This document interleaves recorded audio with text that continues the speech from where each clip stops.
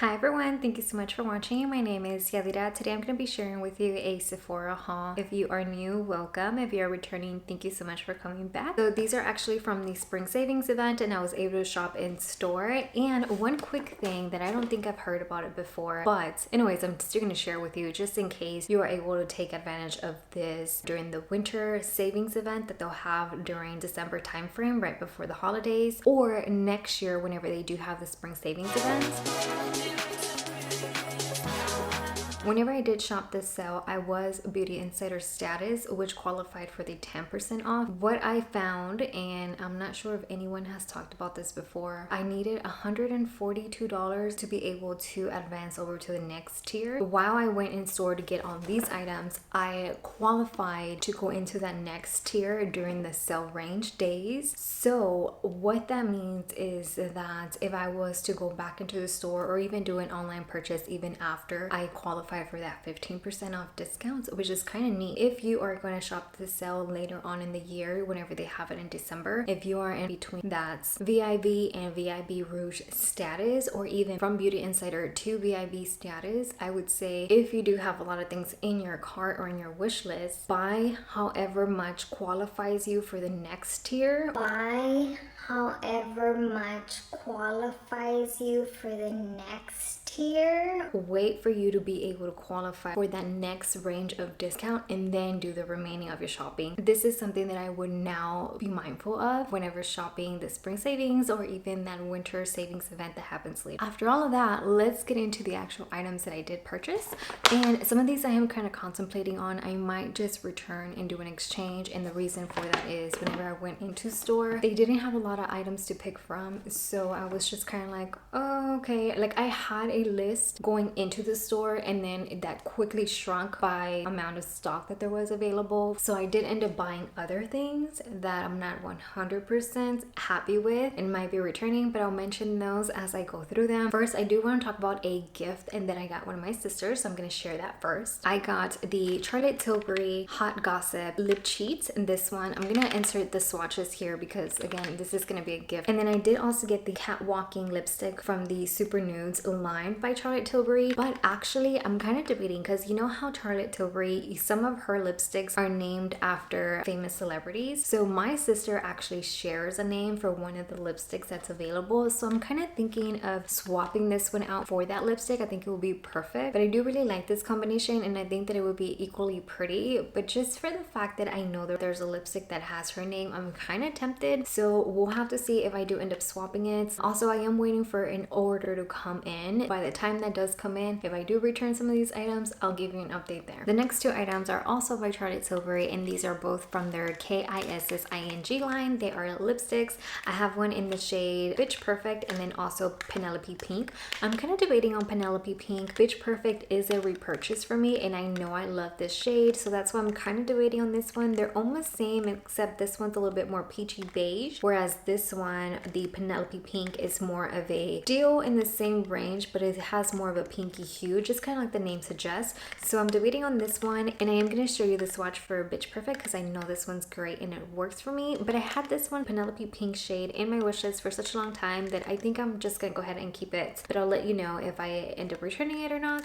Made up my mind, I'm going to go ahead and keep Penelope Pink, and only because I really did enjoy Bitch Perfect so much and that I think that this could be not a substitute completely, but I can alternate between the two. That way if I do run out, I have this one and it's almost similar shade. First, I do want to compare the two. So this one is a Bitch Perfect and this one is Penelope Pink, so it almost looks like a foundation kind of lipstick in the two. This one right here is Penelope Pink, so it's a much lighter version of Bitch Perfect, but not a complete dupe. Like Bitch Perfect does have more of an orange peachy undertone. So up next is a Sephora Collection eye makeup brush. This is their eye smudger brush, and in the tester they seem very soft. So actually I was looking for brushes from the Selena Gomez range, the Rare Beauty, but those were all sold out. Like her product availability by the time I went into store was extremely slim, so I wasn't able to to get any of her makeup brushes. I was actually interested in the concealer and the foundation brush, but no, there was a zero brushes. The next line that I wanted to get brushes from, they also did not have any in store, like it was all sold out. So the guy kind of suggested the Sephora Collection, and then being 30% off, I guess that was an extra incentive to go ahead and get it. But I'm kind of in the fence about keeping this one. It does retail for $9 on the everyday price, so if I do return it and then decide to get it later on, it's not expensive. But the tester did seem very promising and it was very soft, so I might give it a try. The next item is also by the Sephora Collection, and this is the foundation brush. This is actually the travel size, so it is a 0.5. Full size one is number 70, and this is 70.5 being mini. And this one actually says that it delivers a full coverage application. That's kind of what I like to use, is full coverage. But this is the brush here. It's a little mini, it's so cute. But same, what actually has more fingerprints in here? I wonder if this was returned before. But yeah, you can use it with liquid creams or also stick foundations. It does say you cannot use it for powder. So if you're into this and you are a powder foundation gal, you can't use this one. I do like how small it is, which is great for like vacations or going overnight somewhere. It's a great size. However, like I mentioned, I was looking for a foundation brush in another line, so I might wait for that to come back in stock and then purchase it then. But this is that second brush that I did get. The next brush that I got is the number 80, also by the Sephora Collection, and this is a big fluffy brush, and I actually wanted the one by Hourglass, but again, that one was out of stock. So this is a very nice, huge, fluffy brush. I might end up keeping this one just because these full rounded brushes are kind of hard to come by. I mean, I already got it, so why not?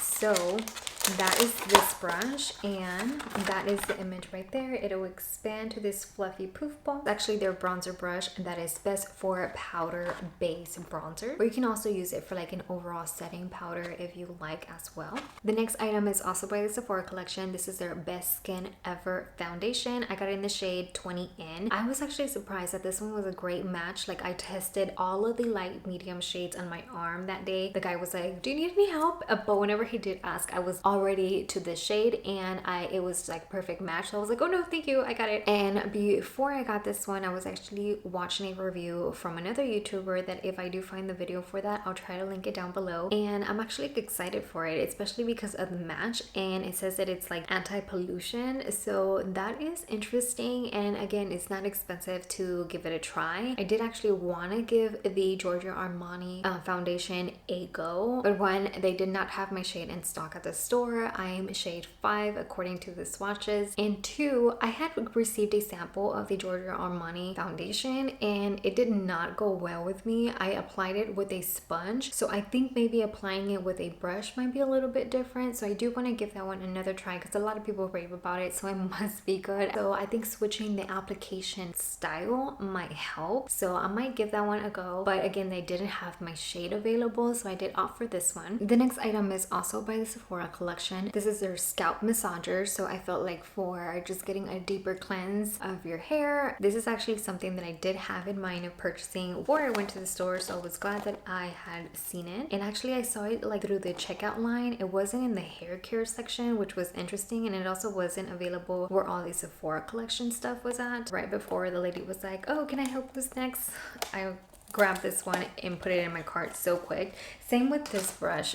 I was looking at this before she had called me up, so I just literally grabbed both and stuck it in my cart. This one was actually planned, unlike the brush. So this is like a silicone or like a rubbery kind of style of brush, and it is curved, so like a computer mouse kinda. So very comfortable to hold. The only thing I would say is if you do have like acrylic nails, it might be, I don't know, like an additional massager.